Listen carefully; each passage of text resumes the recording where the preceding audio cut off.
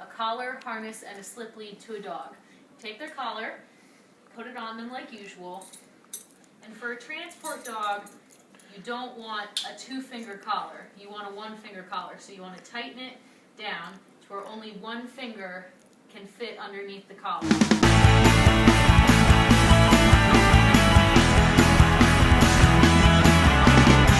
Put on a harness. You take your harness and you slip it over their head, around one leg, and under their belly. So this harness right here is too small for her, so we're going to loosen it on the side. She's a little bit of a chubby girl. And bring it up. Still too tight.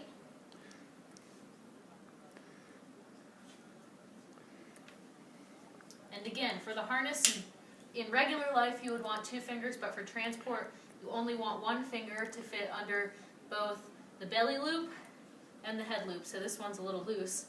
So we're going to tighten it up. Good girl. Yeah, there we go. So now that she is properly tightened, her harness is ready to go.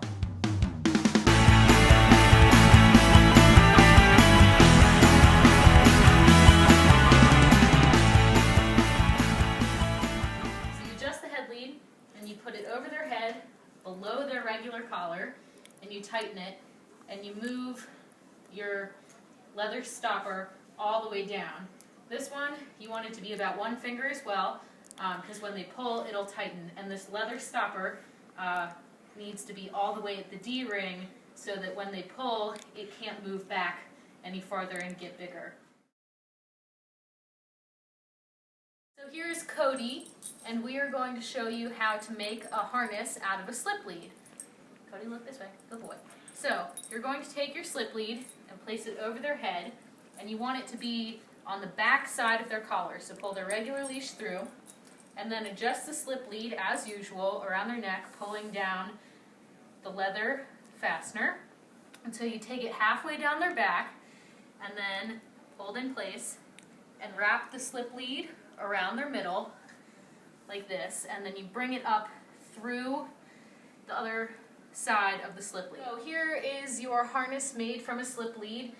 You can see it's up under his armpits so it doesn't pull on his belly, and it's tight across his back. When he pulls to try to walk, it's going to tighten both around his neck and his stomach, making it harder for him to get out.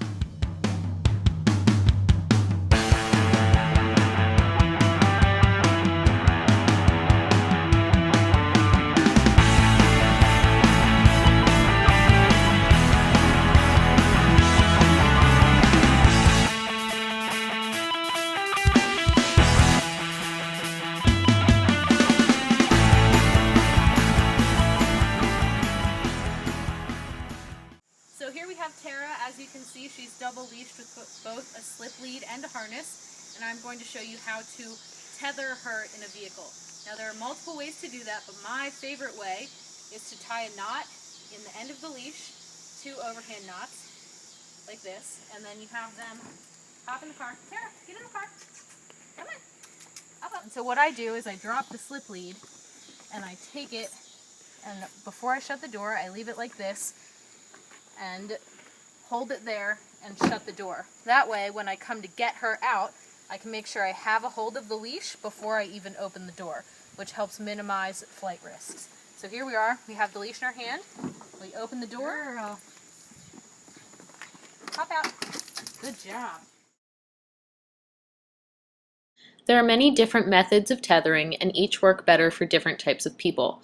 One thing to keep in mind for all types of tethers is please wait until the second transporter is on the scene and ready before you open the door. With a scared or rambunctious dog, I will crawl in the back seat with them and make sure that I have a hold of both the slip lead and the tethers before the second transporter opens the door. This is a little harder for some people and for some cars, but when possible, it's a good idea. Also, never tether with a slip lead, as the animal could easily become tangled and choked.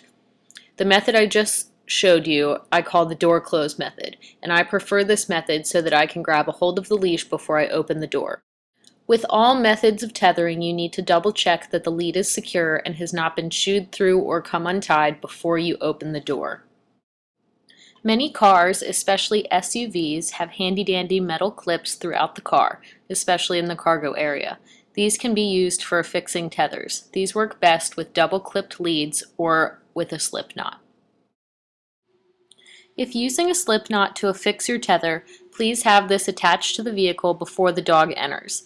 That way you can load them into the car while double leashed and easily clip the tether onto their harness or collar as soon as they get in the car. This helps avoid the fumbling around that could be an easy cause for a lost dog. As seen here, you can use other parts of your car, such as the headrest, as an anchor for your tether.